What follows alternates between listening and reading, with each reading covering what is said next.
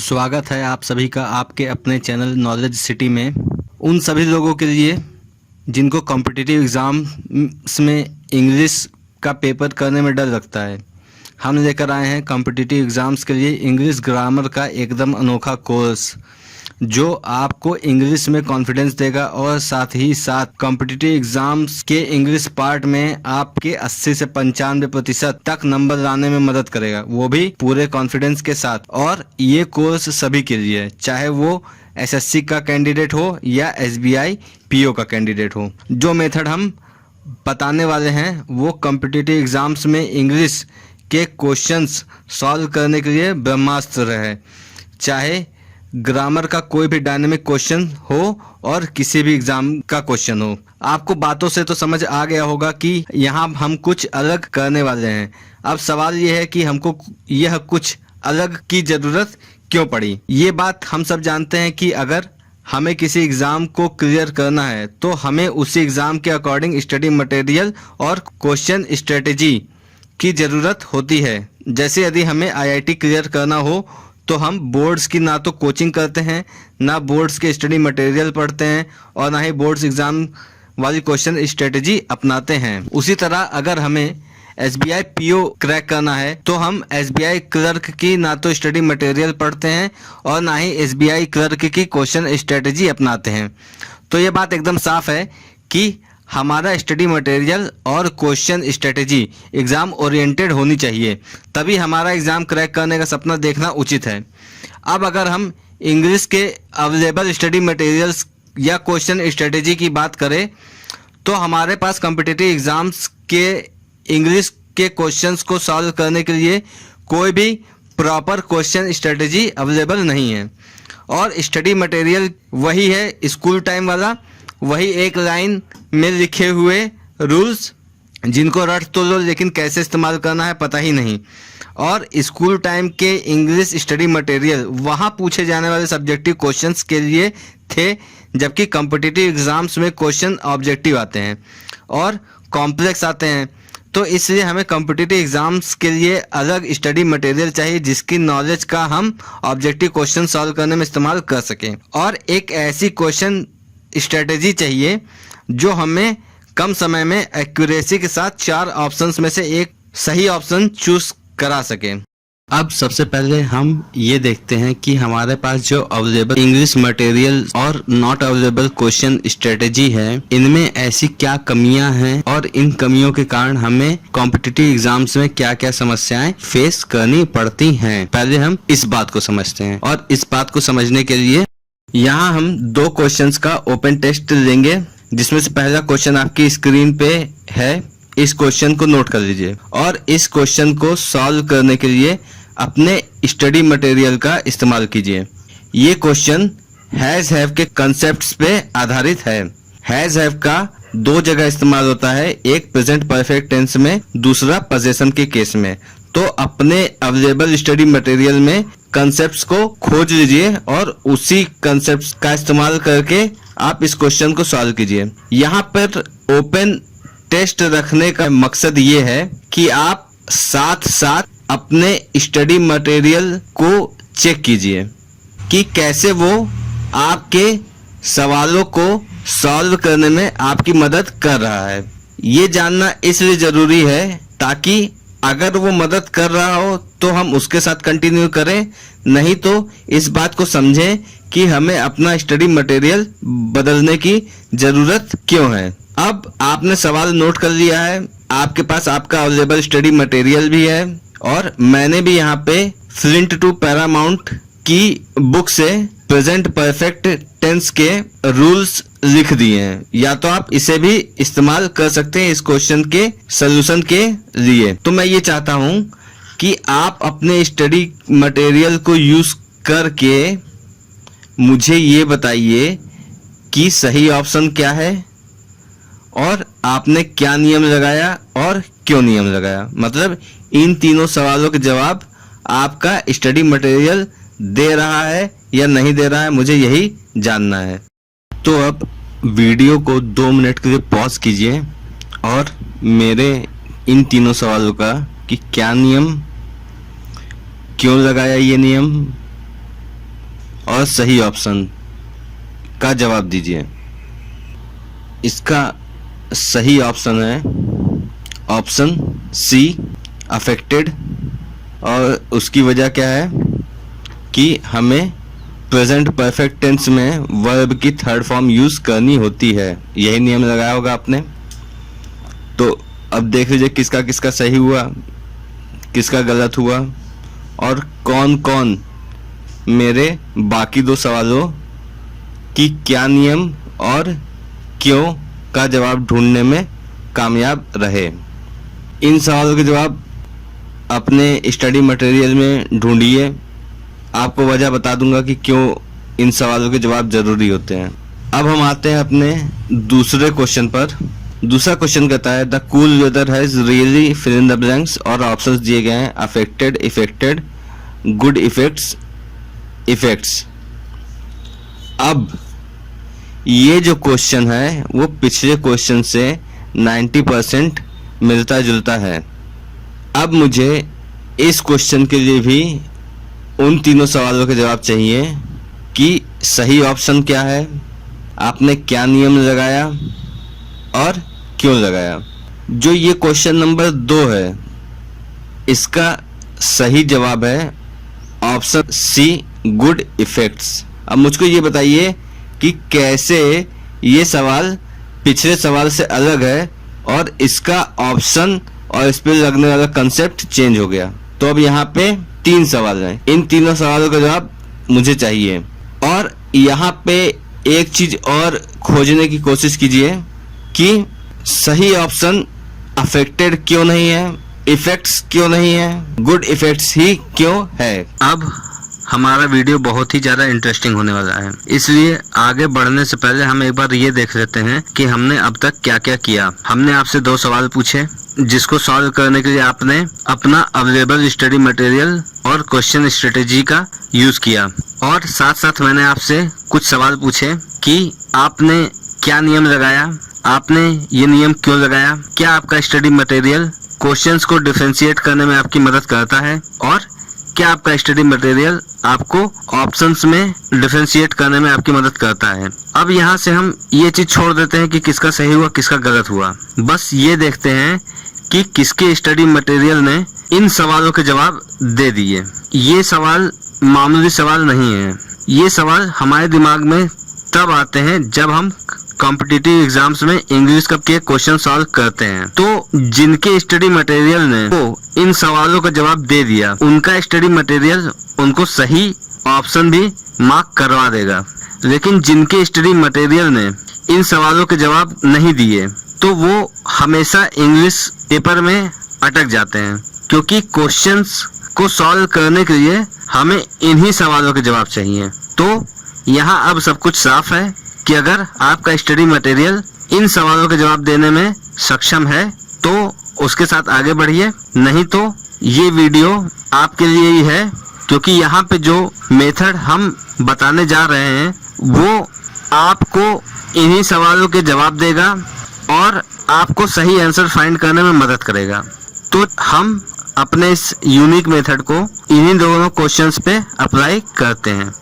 चलिए फिर सबसे पहले लेते हैं हम अपना question number 1, the cool weather has really fill in the blanks her health. ये क्वेश्चन इलाहाबाद हाई कोर्ट के आरओ एग्जाम में पूछा गया था 2020 में। तो अब इस क्वेश्चन को हम अपने नए मेथड से सॉल्व करते हैं। हमारा नया मेथड जो है वो एनालिटिकल है और 3 पैरामीटर्स का यूज करता है। पहला पार्ट्स ऑफ स्पीच, दूसरा आर्किटेक्चर और तीसरा मैसेज। तो चलिए हम अपने क्वेश्चन स्ट्रेटेजी को या मेथड को अप्लाई करते हैं क्वेश्चन नंबर 1 पर। The adjective, cool adjective. अब एडजेक्टिव का कोई ना कोई नाउन होना चाहिए जिसको वो डिफाइन करता है या जिसकी वो विशेषता बताता है। आगे देखते हैं हम वेदर नाउन। तो इस एडजेक्टिव का, इस सेंटेंस में इस एडजेक्टिव का और इस एडजेक्टिव का काम पूरा हुआ और ये तीनों मिलके क्या बन गए, नाउन फ्रेज। उसके बाद देखते हैं नेक्स्ट वर्ड हैज। हैज का यूज ग्रामर में 2 तरीके से होता है, एक तो हेल्पिंग वर्ब, दूसरा मेन वर्ब। जब हेल्पिंग वर्ब की तरह यूज होता है तो उसका आर्किटेक्चर क्या होता है, has, have, plus verbal phrase, और इस वर्बल फ्रेज में वर्ब की थर्ड फॉर्म यूज होती है। और जब मेन वर्ब की तरह यूज होता है हैज हैव, तो has have plus noun phrase. इसका मतलब कि इस हैज के बाद दो पॉसिबिलिटी है। पहली, या तो नाउन फ्रेज आए, दूसरी या तो वर्बल फ्रेज आए। अब हम आगे बढ़ते हैं। आगे हमको मिला रियली एडवर्ब। एडवर्ब तीन चीजों की विशेषता बताता है। पहला एडजेक्टिव, दूसरा एडवर्ब, तीसरा वर्ब। अब आगे बढ़ते हैं, आगे देखते हैं फिल इन द ब्लैंक्स है। अब हमें हैज के बाद चाहिए क्या, नाउन फ्रेज या वर्ब फ्रेज। तो हिंट के तौर पे हमको एक वर्ड मिला है रियली, जो कि है एडवर्ब। अब हम अपना ऑप्शंस देखते हैं। इफेक्ट्स, नाउन इफेक्टेड, ये वर्ड एग्जिस्ट नहीं करता। अफेक्टेड, वर्ब, वर्ब की third form affect, verb, verb की फर्स्ट फॉर्म। तो क्या इफेक्ट्स रखने से फिल इन द ब्लैंक्स में जो ब्लैंक स्पेस दिया हुआ है, इसमें क्या इफेक्ट्स रखने से ये रियली के साथ मिलकर नाउन फ्रेज बना देगा? चलिए देखते हैं। रियली इफेक्ट्स, देखिए एडवर्ब बताता है एडजेक्टिव की विशेषता, और एडजेक्टिव बता सकता है नाउन की विशेषता। तो इन दोनों के बीच की जो कड़ी होती है वो एडजेक्टिव है, जो कि ऑप्शन में दिया नहीं हुआ है। इफेक्ट्स अकेला है, मतलब ऑप्शन में नाउन दिया है, जबकि हमें एडजेक्टिव प्लस नाउन की जरूरत है, तो इफेक्ट्स कैंसिल। अब वर्ब देखते हैं। रियली अफेक्टेड, तो ये एडवर्ब इस वर्ब के लिए यूज हो गया, ये बन गया वर्बल फ्रेज। तो अफेक्टेड ने वर्बल फ्रेज बना दिया। रियली अफेक्ट, ये एडवर्ब, ये वर्ब, इसने भी वर्बल फ्रेज बना दिया। लेकिन हमने हैज का स्ट्रक्चर देखा कि अगर वर्बल फ्रेज होता है तो वर्ब की थर्ड फॉर्म आती है, तो अफेक्ट वाला भी ऑप्शन कैंसिल, बचा अफेक्टेड। तो सही आपका ऑप्शन हो गया अफेक्टेड। तो समझ में आया?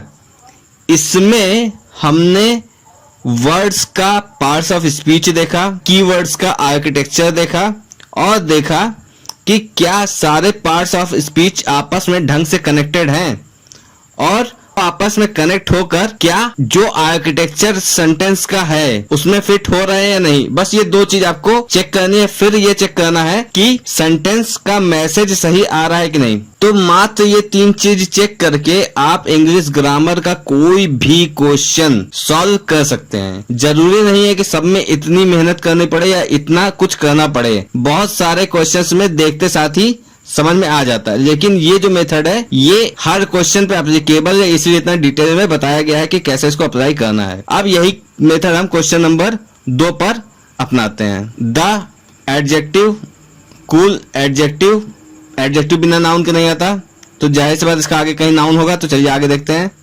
नाउन, तो हमें पता चल गया ये एडजेक्टिव इस नाउन के आया है, ये एडजेक्टिव इस नाउन के आया है, और तीनों ने मिलकर बना दिया नाउन फ्रेज। फिर नेक्स्ट वर्ड देखते हैं हैज। हमने पहले ही पढ़ा हैज का दो काम, या तो मेन वर्ब या तो हेल्पिंग वर्ब। अगर मेन वर्ब है तो हैज हैव के बाद नाउन फ्रेज, और अगर हेल्पिंग वर्ब है तो हैज हैव के बाद वर्बल फ्रेज, और वर्बल फ्रेज में वर्ब की थर्ड फॉर्म। तो अब हम आगे बढ़ते हैं। आगे देखते हैं रियली। रियली क्या है? एडवर्ब। एडवर्ब वही चीज, एडजेक्टिव, वर्ब, एडवर्ब, इन्हीं तीनों की विशेषता बताता है। अब हम देखें कि ये एडवर्ब, अब हम आगे बढ़ते हैं, देखते हैं फिल इन द ब्लैंक्स। तो हैज के बाद या तो नाउन फ्रेज बनना चाहिए या तो वर्बल फ्रेज बनना चाहिए, तो हमें उसमें हिंट के तौर पे रियली दिया हुआ है। अब हम अपना ऑप्शन चेक करते हैं। रियली अफेक्टेड, ये एडवर्ब, ये वर्ब, वर्बल फ्रेज बन गया, ठीक। इफेक्टेड एग्जिस्ट नहीं करता, good effects, really good effects. Adverb, adverb adjective, तो ये एडवर्ब किसके आया, इस एडजेक्टिव के, ये एडजेक्टिव किसके आया है, इस नाउन के लिए, तो ये बन गया noun phrase. Effects, really effects, ये एडवर्ब है, ये नाउन है। एडवर्ब नाउन की विशेषता नहीं बताता, वो बताता है एडजेक्टिव की, तो ये ऑप्शन कैंसिल। तो अब हमारे पास नाउन फ्रेज अवेलेबल है और वर्बल फ्रेज अवेलेबल है। ये रहा नाउन, ये रहा वर्बल फ्रेज, ये रहा नाउन फ्रेज। अब हम यहां पे दोनों को पुट करके देखते हैं, रियली अफेक्टेड और गुड इफेक्ट्स। अब अफेक्टेड जो है वो होता है ट्रांजिटिव वर्ब, यानी इसको चाहिए ऑब्जेक्ट, मतलब हमने फिल करने के बाद अफेक्टेड को चेक किया तो हमें पता चला कि अफेक्टेड जो है वो होता है ट्रांजिटिव, तो उसे चाहिए ऑब्जेक्ट, लेकिन यहां पे ऑब्जेक्ट नहीं है, इसलिए ये कैंसिल हो गया, वर्बल फ्रेज का चांस नहीं है। तो जो सही जवाब बचा वो क्या बचा, गुड इफेक्ट्स। तो जवाब है सही गुड इफेक्ट्स।